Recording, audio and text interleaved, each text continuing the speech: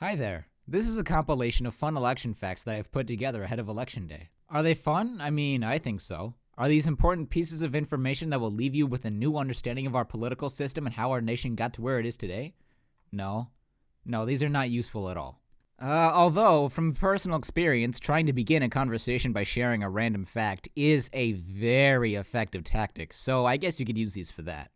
If Trump wins, he will be the second president to serve 2 non-consecutive terms. The first was Grover Cleveland. Although, if Trump really wants to be the first to do something, he would be the first Republican to do this since Cleveland was a Democrat. From Abraham Lincoln to Donald Trump, no Republican has won without Ohio. If Al Gore won his home state of Tennessee in 2000, he would not have needed Florida. 2 candidates have won every state.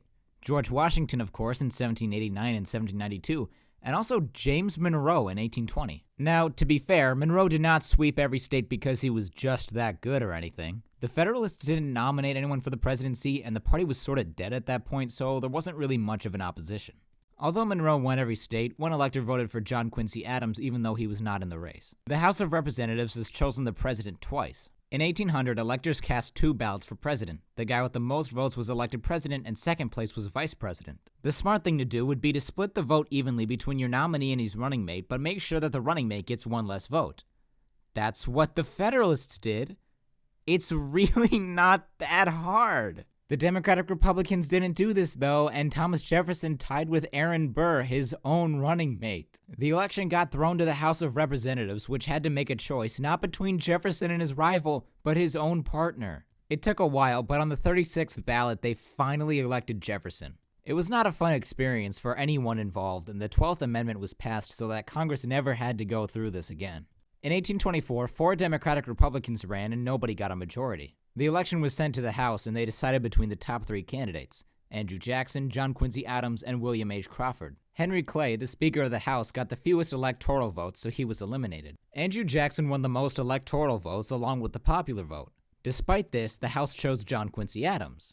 Adams made Clay his Secretary of State, and Jackson and his supporters called the whole ordeal a corrupt bargain between Adams and Clay, pretty much saying that Clay had stolen the election from him, being the Speaker of the House and all. The Democratic Party was founded to rally behind Jackson, and he beat Adams 4 years later. The Senate has the power to choose the vice president, but they've only done it once. In 1836, Richard M. Johnson fell 1 vote short of the majority needed for the vice presidency. It wasn't even for a political reason. It was because he had an interracial relationship with Julia Chin, his slave that was 1/8 African. That was a big no-no at the time, and several electors refused to vote for him. It's worth noting that because she was his slave, she wouldn't have been able to consent to this relationship, and there isn't a record of how she felt about him, so yeah, just keep that in mind. Anyways, people didn't like it, and the vice presidential election was thrown to the Senate, and Johnson ended up winning. In 1948, Thomas Dewey was heavily favored to win the election over the incumbent Harry Truman.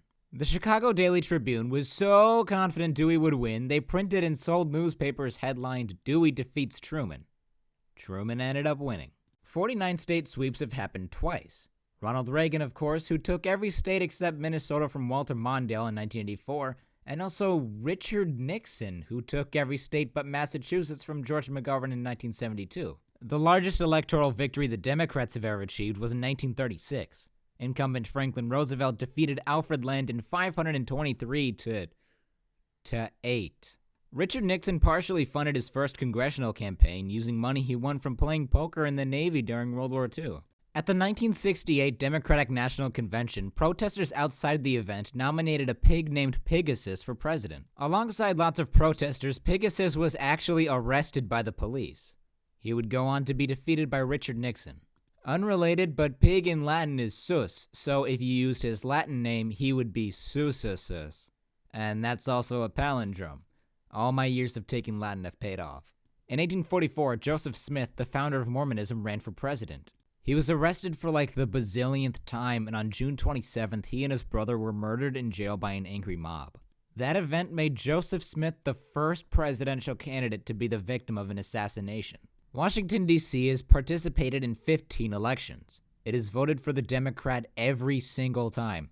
Gaffes from politicians are funny, but they don't usually mess up someone's chances of winning.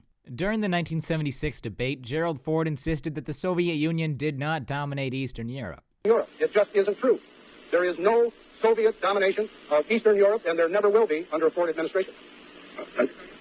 I'm sorry, could I just follow? Did I understand you to say, sir, that the Russians are not using Eastern Europe as their own sphere of influence and occupying most of the countries there and making sure with their troops? That gaffe is credited with messing up his hopes for another 4 years, along with his pardoning of that one guy. Jeanette Rankin of Montana became the first woman to ever be elected to the House of Representatives in 1916. That's quite impressive considering how the 19th Amendment was ratified in 1920. Even though women were allowed to vote in Montana at the time, it's still cool that she was elected and was serving alongside representatives from states that she would not be allowed to vote in. Walter Mondale lost every state but Minnesota in 1984. In 2002, less than 2 weeks before the election, Paul Wellstone, the Democratic Farmer-Labor Party's nominee for the Senate, died in a plane crash. He accepted the nomination in Wellstone's place and did not win the Senate seat, which as far as I know makes him the only major party candidate to lose an election in every state.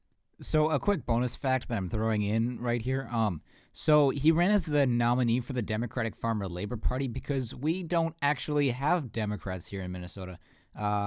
We have the Democratic Farmer-Labor Party because the Democrats merged with the Farmer-Labor Party in like 1940 something. So when you look at our ballots this year, Kamala Harris won't be the Democratic nominee. She'll be the nominee for the Democratic Farmer-Labor Party. The Vietnam War was a key issue in the 1968 election. Lyndon Johnson was trying to get South Vietnam to come to the table to negotiate an end to the war. If Johnson, a Democrat, successfully ended the war, it would help Hubert Humphrey, the Democratic nominee. To prevent a peace agreement before Election Day, the Nixon campaign sabotaged Vietnam peace talks by promising the South Vietnamese a better deal if they just held on. Johnson and Humphrey knew the Nixon team was doing this, but they didn't say anything. There's actually a recording of a call between Johnson and the Republican Senate Minority Leader about this issue that I'll link in the comments. 2024 will be the first election in 48 years without a Bush, Clinton, or Biden on the ballot. If Trump and Vance win the election, Vance will be the first man with facial hair in the Oval Office since Charles Curtis, the vice president of Herbert Hoover. That's about all I can think of. This isn't a comprehensive list of every single election-related fact in American history, so if you know some that weren't in this video, I encourage you to share them. See ya.